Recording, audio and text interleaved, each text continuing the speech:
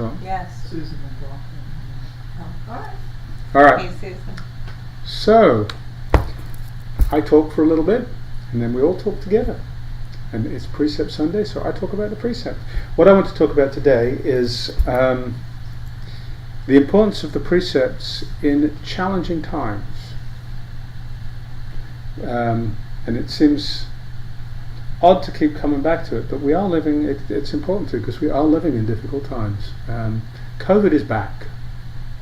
People are falling over and getting really sick. I haven't met anybody who's experienced a death with COVID, but there's a lot of people getting very, very sick with COVID these days. We've still got some really horrific wars going on in the world.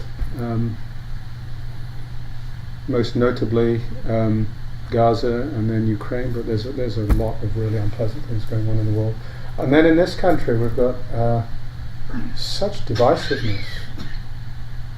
It's really unpleasant. And whatever your political, social or cultural belief system, you're going to feel somebody's out to get you, and it's really unpleasant. So it is really, really tempting to let our guard down, and when somebody cuts in front of us, to hit the horn, when somebody says something that's a bit unpleasant, to shout at them. It's really easy to feel justified at reacting, but I think it's even more important than ever to remember the precepts, to remember this as a way of life, as a framework for living, and to bring ourselves back to this. So I'm just going to use the precepts we did kind of as a framework for talking about this. The first one, the repentance. There's a verse that I picked up when I was with Tanisaro, and it goes, bear with me, all living beings are the owners of their actions, heirs of their actions, born from their actions, related by their actions, and live dependent on their actions. Whatever they do, for good or for evil, to that will they fall heir. It's the truth, right? And we know it. We know this inside ourselves. Whatever we do, that's what we become. It's our actions. So before we act, pausing and thinking, is this really the way I want to live my life? Because once I've done it, it's gone. It's not gone, it's there. That's the problem. Once I've done it, it's too late. It then is me. Is that really who I want to be? So when you encounter that difficulty in that world, that person who doesn't believe in climate change, or who is insistent on arguing to you that climate change is real, whatever your belief system, when you find that person who just seems idiotic, obstreperous, just really awkward and unpleasant to you, do you really want to respond in that way? The refuges, I take refuge in Buddha, I take refuge in Dharma, I take refuge in Sangha, before all being. The refuges, I hope, the refuge is a place where you feel safe. Taking refuge is about coming home to a place where you feel safe, where I feel safe. When we take refuge in Buddha and in Dharma and in Sangha, when I take refuge in Buddha, Dharma and Sangha, it's because I find safety, I find comfort, I find peace, and I find home there. Buddha represents the belief, the faith, the cultivated understanding that waking up, that finding true peace that isn't dependent on anything, finding peace that doesn't cause harm to anybody else, is possible. And it is the immanence of that in the world. That's what Buddha represents, Buddha nature as well. It's the immanence of that and the faith around that. The Dharma is the practice and the teachings that frame that. We can come back and touch. We can remind ourselves. And then we can practice, we can study, we can remember. And the precepts are a great tool for this, because if we remember the precepts, that is the Dharma, and we can remember that every day whenever one of these things shows up. that really tempts us to come forward in a way that we don't really want to, and we know we don't really want to. And the Sangha, that's us. And I find great comfort in being with you all. I really do. It's great peace, great comfort, a great place for stability. And to know you're always here, to always be able to remind myself that I can come back here, and I will come back here. And even when we're not in the same physical space, you all are here. So those are the refuges, and then we move on to the pure precepts. I vow to refrain from all evil. I'm not going to do harm. That's absolutely foundational. I'm not going to cause harm.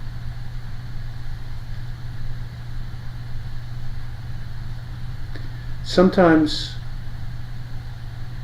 I need to pause and think whether what I'm going to do is going to cause harm. Most obviously when I speak.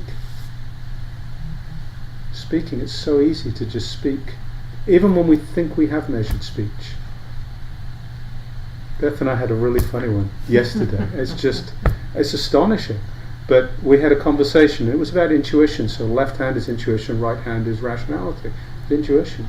So the conversation, Beth asked me a question. I said, well, of course I do that with the left hand.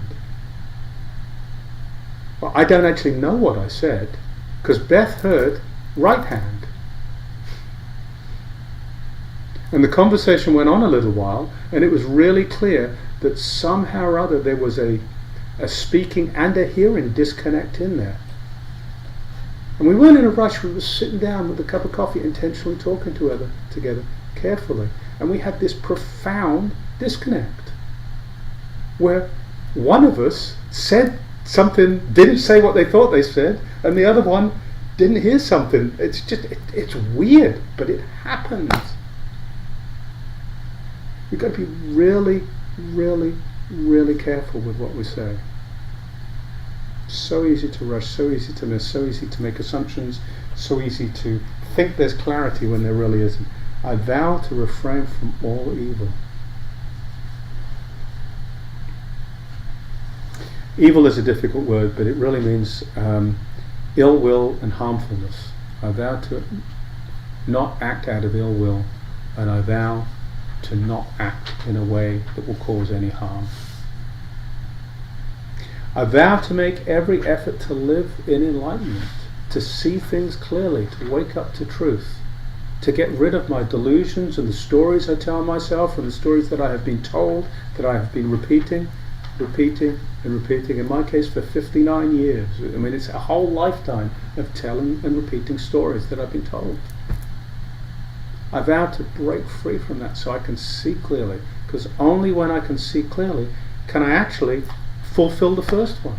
I can't really not cause harm if I'm not seeing clearly. So it is really, really important that we keep this practice. And this practice, yes, it's the sitting we just did. Yes, it's mindfulness. And it's the precepts. It is the intention of living a virtuous life. The precepts really, I mean, this is one of the pure precepts, but the 10, the training precepts as well. This really is what they're about, is I'm going to live a virtuous life. I vow to live and be lived for the benefit of all beings, which includes ourselves, right? But it's all beings. And if we pause and reflect, the times when we are happiest, the times when we are most at peace, are when we are connected with other people, when we are sharing with other people, when we are giving out of our heart to other people. It really is all beings. So this we can pause and we can see it's more than just a belief. But if we really accept this, if this has become part of our worldview, which I think as we take the precept settles in, and I hope it becomes just part of a worldview, then it's really important to cultivate that and to not let ourselves get pulled away when things aren't the way we want them, to not let ourselves get overwhelmed so that we react and do so without taking that pause, without regrounding ourselves. If we're not grounded in these, then we are almost certainly causing harm. If we're acting from a place where we're not grounded, we're almost certainly causing harm. And then if you come back to your body, if you really tune into your body, I mean, I can talk for me, but I'm pretty confident this is true for the vast majority of people. When I am in alignment with the precepts, when I'm acting in alignment with the precepts, the body is stable, the body is settled, the body is calm. And when something has pulled me off, there's a tightening, there's a heaviness, there's a rising, there's something that's just off that stability, that's off that peace. And if I tune into my body, I can notice that. And there's a real difference from acting when I'm in that place and acting when I'm stable. When I act from when I'm in that place, it makes it worse. Apart from anything else, apart from the external manifestation, which is not pretty, it makes it worse inside. So it's not kind to this being in the same way that it's not kind to other beings when I allow myself to react from that place. Far, far better to pause, remember the precepts, and come back. And then I won't talk about the 10 great precepts, because they are they're more specific. Well, actually, there's one thing I will say about them. They're more specific. They're ways to implement the pure precepts. They're ways to look at more particular actions and how these larger intentions manifest. The great precepts, as we have them here, as we recite them here, they have both the specific I vow not to kill, which is black and white, and then there's this more beautiful poetic language. By not killing life, the Buddha tree seed grows. Transmit the life of Buddha and do not kill, which is taking us away from this very dualistic way of looking at things to a more non-dual way of being in the world. So we can, part of really, and this is how the precepts can land when we really start living with them. They start shifting from being just a set of rules to becoming, they're alive. They're truly alive in us and with us.